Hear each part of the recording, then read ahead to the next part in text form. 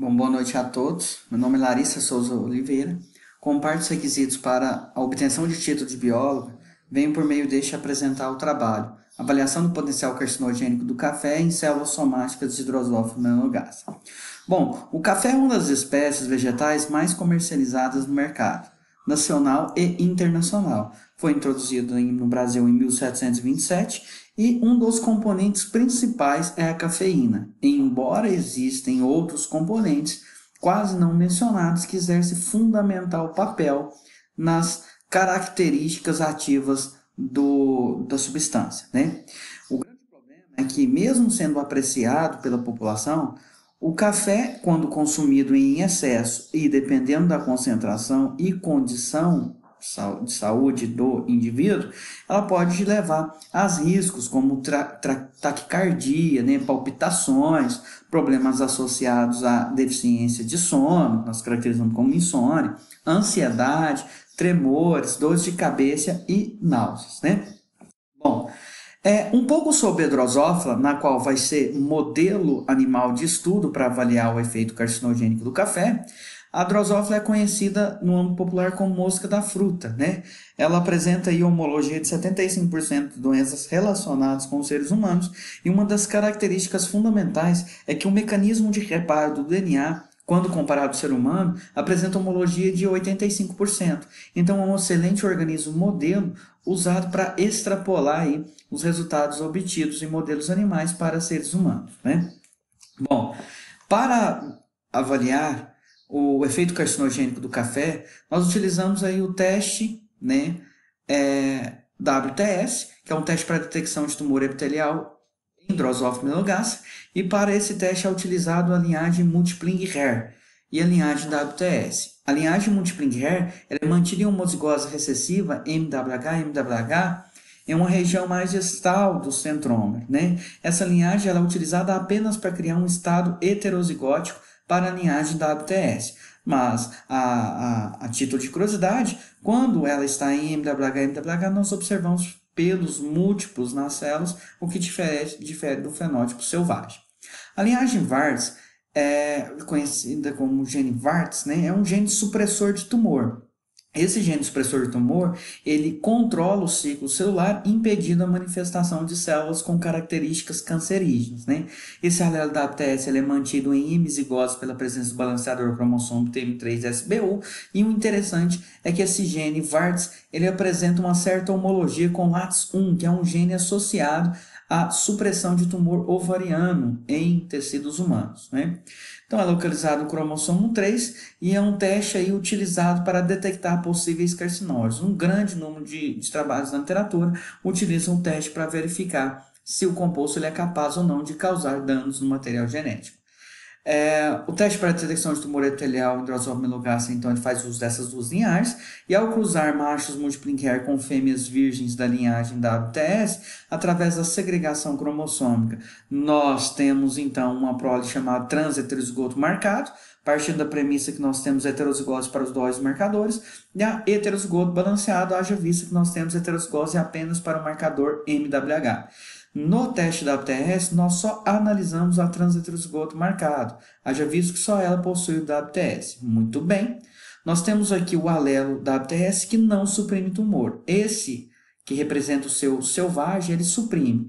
Então, se eu tiver um agente físico, químico ou biológico que causa uma alteração nesse selvagem, apenas o WTS vai ser expresso. Como ele não suprime tumor, nós temos aí a instalação de células cancerígenas no epitélio da mosca, na qual será analisado e comparado com moscas tratadas com apenas água, uma substância que não causa tumor. Aqui é só para ver como que funciona, né? Aqui nós temos o diagnóstico de um tumor na cabeça, um tumor no olho, um tumor no tórax, um na asa, um na perna, e nós temos aqui no halter. Então, é quantificado aí nesses compartimentos da mosca a expressão desses tumores epiteliais. Então, o objetivo do trabalho é avaliar o potencial carcinogênico de diferentes concentrações do café por meio do teste para a detecção de tumor epitelial em células somáticas de Drosophila melanogaster. Então, com material e métodos, é feito cruzamento entre machos Multipling-Hare WTS em meio à base de banana durante 24 horas. Depois elas serão transferidas para meio de postura de ovos à base de fermento suplementado com açúcar. Decorridos 72 horas, as larvas de terceiro estágio serão coletadas e submetidas a tratamento crônico durante 48 horas, em vaios contendo 1,5 gramas de purê de batata, hidratado com soluções de café, 50 mg por ml, 25 mg por ml, 12,5 e 6,25 mg por ml. O ensaio será acompanhado de controle negativo, né, água obtida por osmose reversa, e controle positivo, mitomicina C na concentração de 0,1 milimolar. Esse composto ele é um forte agente cancerígeno, né, utilizado em pesquisas científicas. Decorridos 48 horas de exposição das larvas e o tempo de metamorfose, as moscas serão fixadas em álcool 70% e será analisado 300 moscas por concentração em lupa. Então, essas moscas serão colocadas em placa de Petri, homogeneizada ou hidratada ou embebida com glicerina, na qual elas serão analisadas, tá? Bom, quanto ao resultado e discussão, foi feito um ensaio prévio de sobrevivência.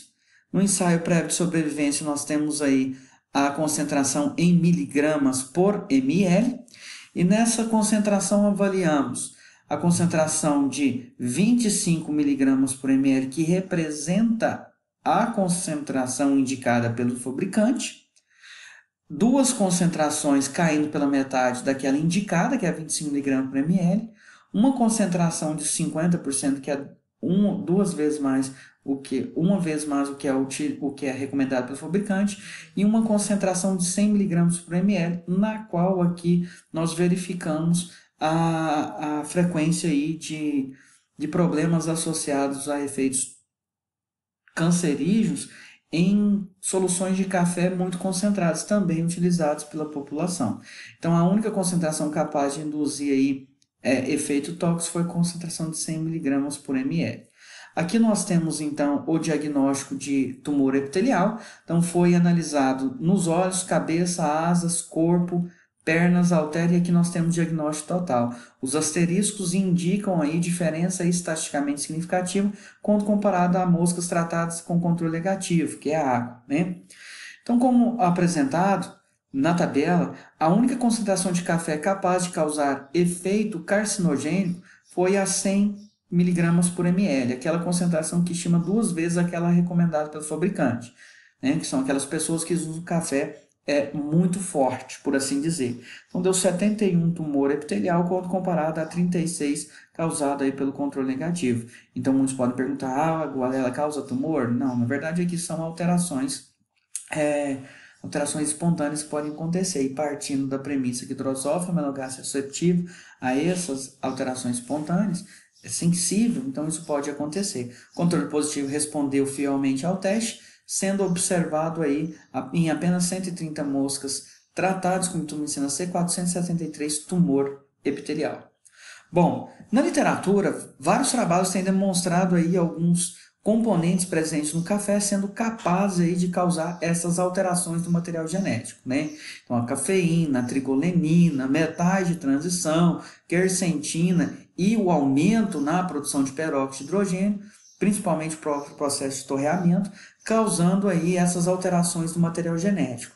Então, o nosso trabalho ele entra com concordância com vários outros na literatura que mostraram que café, né, o extrato bruto ou compostos isolados vegetal apresentam atividade mutagênica. O que é de muito interessante é que o café torrado, né, ele apresenta essas alterações, haja vista que nesse processo industrial há o aumento de espécies reativas de oxigênio devido à produção de peróxido de hidrogênio, enquanto que em trabalhos onde eles avaliaram o café antes do torreamento, não foi identificado efeito mutagênico, né?